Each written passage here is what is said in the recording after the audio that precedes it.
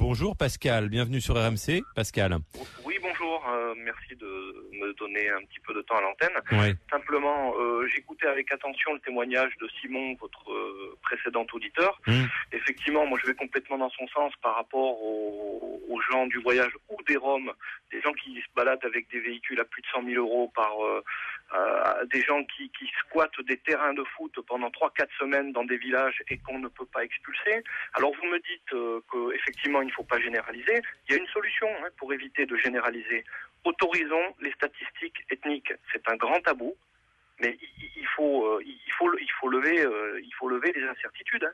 Alors je suis assez d'accord avec vous Pascal sur cette idée-là, parce que ça permettrait de connaître la vérité et de connaître les faits. Mais imaginez les conséquences catastrophiques. Je donne un exemple au hasard. Imaginez, on découvre que 60% de la délinquance ce sont des gens d'origine maghrébine. Mais vous imaginez ensuite les conséquences pour toute la communauté maghrébine. Ou alors si on me dit 60% pour les gens du voyage, ou je dis maghrébine au hasard, mais imaginez les conséquences derrière sociologiques, sociales en France. C'est catastrophique.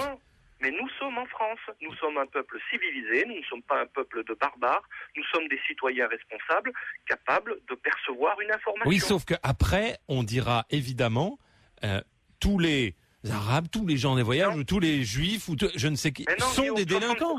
Vous avez dit 60%. Lorsque vous donnez un chiffre, restons sur le chiffre. Non, je crois qu'il ne faut pas avoir peur de l'information. Après, on est assez structuré, la société française est assez structurée pour absorber ce type d'information. Par contre, ce qui est grave, c'est de nous la cacher. Et tout le problème, il est là aujourd'hui. Et moi, je vous incite à lire un livre et à inviter cette personne qui s'appelle Michel Tribala, qui a fait un livre sur notamment les flux migratoires, qui s'appelle Les yeux grands fermés. C'est très intéressant, Mais le problème, il faut pas se le cacher, parce qu'on le réglera pas, que ça soit avec l'immigration ou les gens du voyage ou les Roms.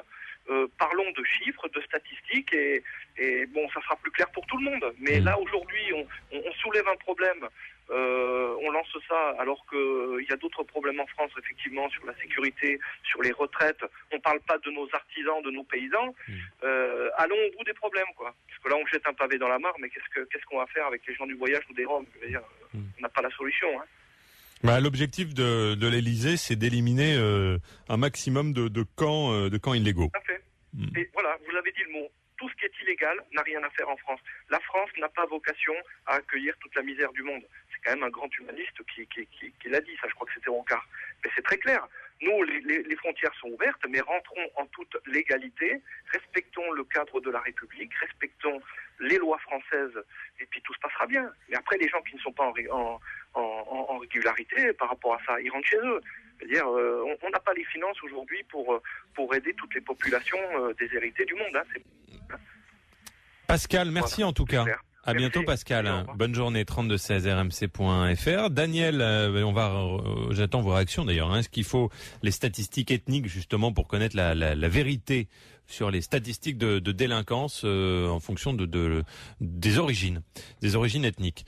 C'est ce que nous demande Pascal.